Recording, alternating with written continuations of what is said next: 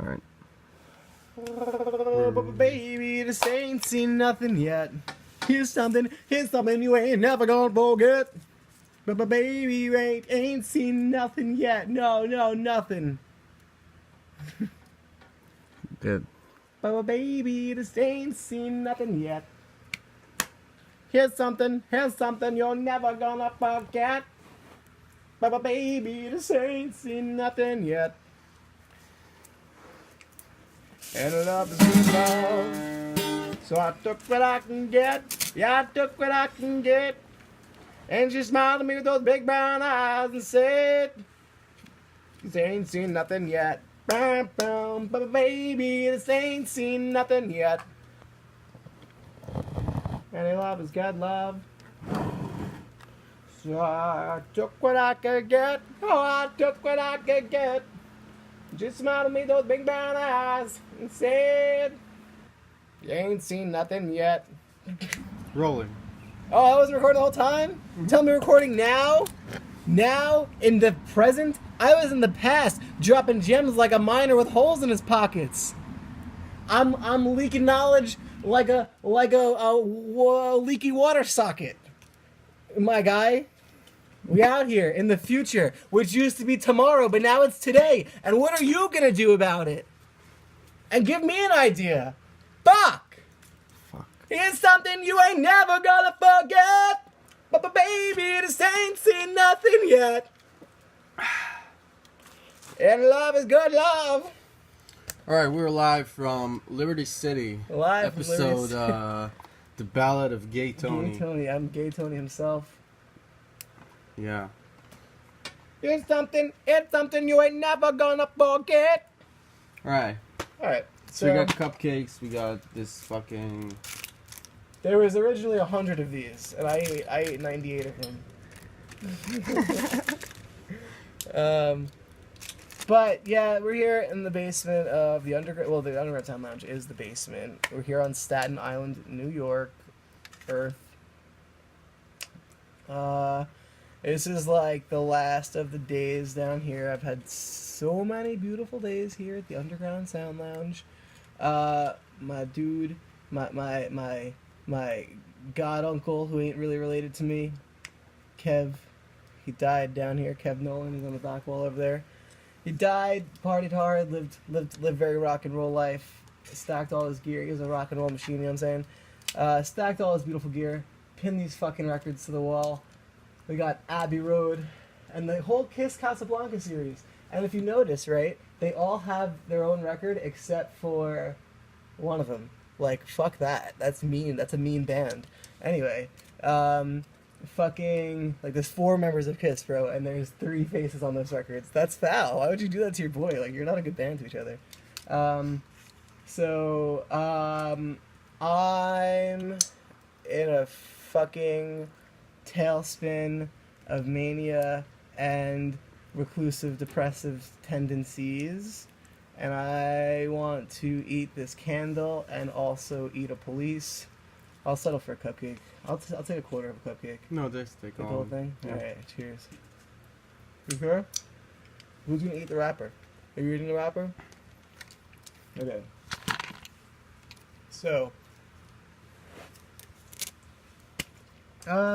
yeah, so, my life be like, ooh, ah, ooh, ah, Ooh. ooh, ah, ooh, ah, ooh. No, but yeah, alright, so, it's fucking confusing and stressful and making me feel very incompetent. I already had a feeling I was very incompetent, but now I know it. And I can't focus on shit, and I want to eat and sleep, and I have no time to do neither. And I don't know where I'm going, iPhone, nor does Cheval. And these are scary days. And no one has money, and our family is, you know, they are who they are, and it's whatever. And like, fucking, these scary times, man. You hear the waves? You hear the waves of uncertainty crashing around us? Do you feel the packaging of suffering being ripped ripped asunder? So we're gonna tape it together with the purple duct tape of hope and prosperity. So that problem solved. and we're gonna release the gases of satisfaction. Walk with me now, iPhone, to a better place. So we've had some spooky shit happen down here. Like I said, my boy Kev died down here. When I first came down here, I was so shook that the fact that like a fucking guy died down here, and I was like, I can't touch anything, and I just like eked around. I didn't really do anything. I just sat in one spot, and I was like, I don't want to touch anything. And then I was like, that's fucking cool. Someone died down here. I don't know where I'm gonna die. I hope I die in a place like this. That's fucking cool. It's slow motion too. So. Tell me something, Tim. Well, the bushes are wet. What else? I'm sad that I'm leaving Newdorp. I'm not even Newdorp. I'm sad that I'm leaving the Underground Sound Lounge. And What is it? The Underground Sound Lounge is the former stomping grounds of one Kev Nolan, who was a rock and roll machine who died before his time. And then I came into the space and I used his tools to make something, right? I used, he had left all the shit behind, his records and instruments and all this stuff, and I was lucky enough to live there and have all that stuff and miss it already. It's this big, beautiful apartment and the Underground Sound Lounge. And so it really became a total blessing. Like, life is confusing as fuck right now, but it's been a total blessing. I've had literally 1,000 friends come through and crash and hang out and smoke weed and girls, dude, there's been girls here. They took their shoes off. And yeah, it's been a fucking wild ride. There's so much shit here. I still have to pack up. Young Cheval's been helping me a lot with that, but I'm reluctant to get anything productive done. I just want to break things and not do anything. And I don't know what the future looks like, and it scares me. Oh, here's the future's bright. Yeah, the future's bright. Actually, I needed my doubt blockers. Oh, it's a fucking bright future. Yeah, it's pretty soggy, dude. I showed them his gear, the kiss tapes, and all that shit. They can see it right now. They can see all of them right now if they want to. Nice, transition. Yeah. Speaking of transitions, did someone say segue? But yeah, no, it's been fucking cool. It's been a lot of spooky shit though. Like, fucking. Alright, there was stuff with like, I was watching Twin Peaks and I was high on marijuana, and the lights above. Alright, so if you could look over there, just turn this gesture. Over there, there's there's a portrait, a relatively spooky portrait, and a mannequin. And I got the mannequin. I had that portrait for a long time, and then I got the mannequin. The portrait never really fit anywhere that I lived. I lived in like two or three other places before this. Ooh, the chains of the other world. And so yeah, I had that portrait for like a few years, and I never really had. It never looked right. You know, it was always like the wrong color wall and shit, and like it wasn't right. And then it fit here so perfectly. Like this wall's here, like this kind of like maroon, this like dark wine, you know, and it fit the painting so fucking perfectly. And there's also like this really like linear theme with it. Like there's these hard lines, and it's regimented into three different shapes, or three different like boxes or whatever, and it just fit so well. It fucking blew me away. And then I got this mannequin. My friend had this art space, and she was getting rid of her mannequin. I was like, yeah, I'll take it. That's like, and I put the mannequin in front of the portrait, and on that same night, I had these lights that went up around the place, and on the same night, these lights fucking, the lights began to glow, and then burned out, and then they came back on, except for the lights over the portrait, and except for the lights over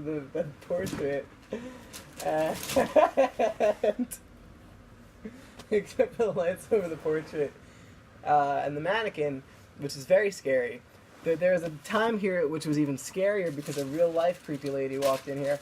But alright, so we're hanging out, and I hear the door open, and I thought it was one of my like a lot of my friends live in this neighborhood. I thought it was like one of my idiot friends just walking to say hello and stuff.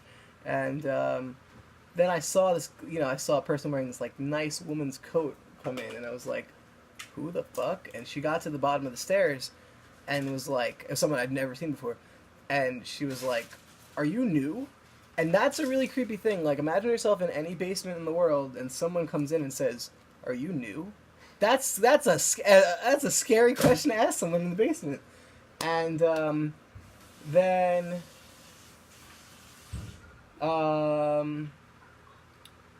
from there, I just like froze. I was like, who are you?" And she like kind of scurried away. It's been a wild ride down here. Lots of leaks, lots of loving leaks. You know what I'm saying? All about the fluid. Gross. What fluid? Body fluid. Oh, you mean sweat, right? Nope. Yeah, but yeah. All sorts of fluids. You mean like earwax or like Closer, deodorant or closer, something? closer. I don't know, man. I'm talking about secretions. Well, Cheval's fainted.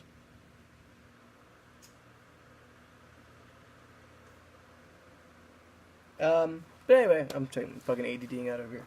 I put a lot of shit on the internet, and it was like, but like a day before I have to move. Like if I'd done the shit like a month ago, I would have sold it already. I'd be in a much more comfortable position.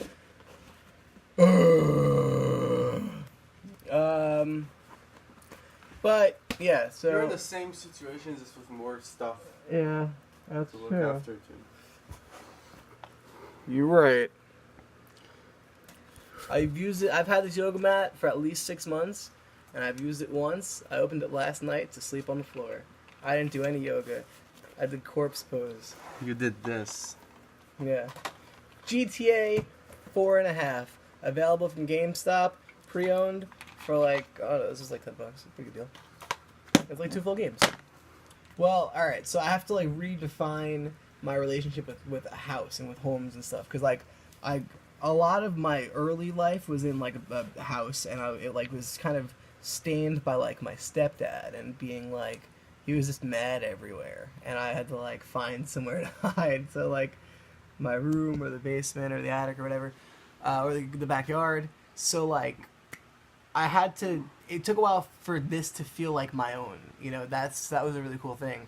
So when I think of houses and house structure, I think of like shitty childhood, but I also these days think of like success and independence and Kiss records pinned to the wall, and it's good living. When I think about home fixtures, I often think about Mean Men, and then when I think about fucking this basement, it feels like home.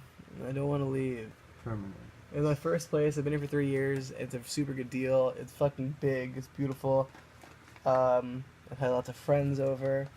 It has water leaking from the walls. I don't care. I'm full of water. I'm like 80% water. Well, I'm actually like 46% water, which is not healthy. I'm actually like clinically dehydrated. I got this scale.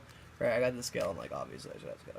So I got a scale that like measures your fucking hydration, your fat content, like your body fat, and your muscle content, your muscle mass, and your bone density. I'm not a healthy man. Not that that's a surprise to anyone. So you're supposed to be like a lot, a percent water, and I'm like literally like 46% water. That's not healthy. And I like this spooky shit. I like this spooky Staten Island stuff. I live for it. And okay, so New Yorkers, especially like Brooklyn, Staten Island people, may be familiar with Cropsey. And Cropsey was this legend of like a neighborhood monster man that would come and steal you when you're you know, as a kid. He'd come and fucking like abduct you and do terrible things to you. And like it's based off of a real event where, all right, so Staten Island, it was like overflow housing for a while.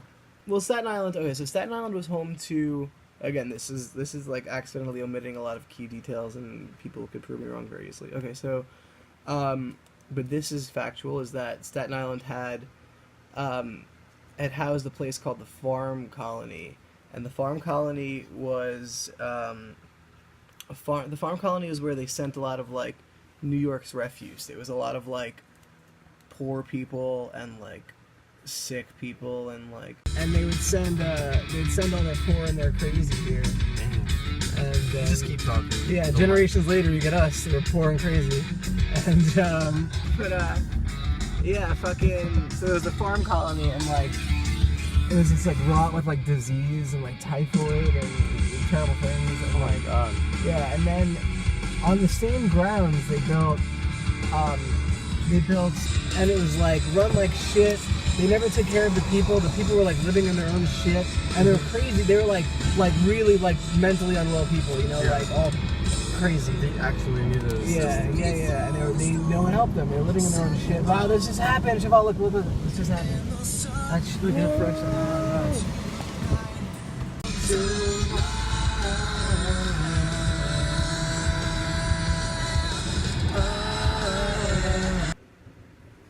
They eventually closed it. I don't really know how the whole shutting down of the farm colony happened, but on the same place, they built the Willowbrook Institution, or it's like an asylum, and it was for people who were like very mentally unwell, and they were also not taken care of, and they were kind of left to their own devices, and they were like living in shit, and they were really sick and not getting the care they deserved, and actually what's his name? Hidalgo Rivera? No. Hidalgo Rivera? I want to say Hidalgo Rivera, but I don't know if that's correct. Was like a news reporter, and he was actually the one who broke the story about it and went to Staten Island and was like, yo, there's people here living in shit, like, what the fuck? And it was terrible. There was a video of it, like an expose, and it's really sad. And you see these people that are like emaciated and like bone thin and smeared in shit, and they have all this crazy in their eyes, and like it's sad. And they kind of just cut everyone loose.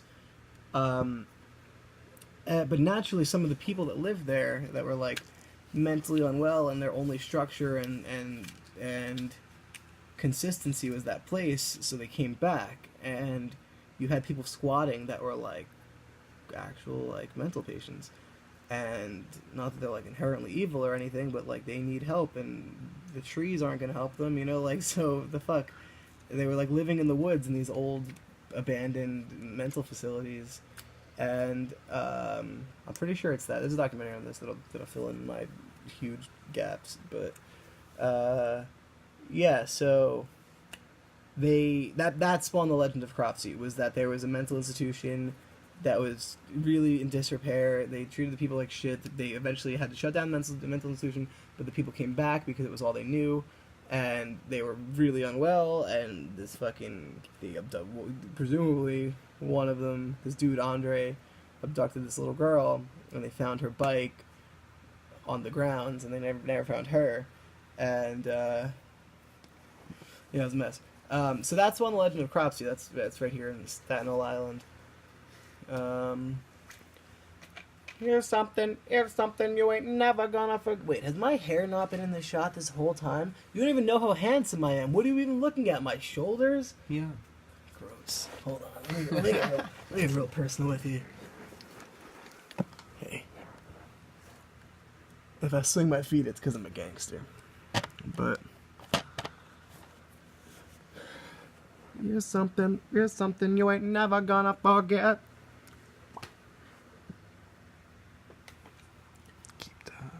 Oh, baby, Keep it you just on. ain't Keep seen the screen white nothing mode. yet. Exactly. Oh, this is very nice. Young woman I know messaged me asking if I had somewhere to go, and I said, not really. Then she messaged me some Craigslist links, and I said, you. I'll follow up on them, but I didn't, because I'm irresponsible to the core. If I could forget to breathe, I would. That's where I'm at. That's how bad things are. Yeah.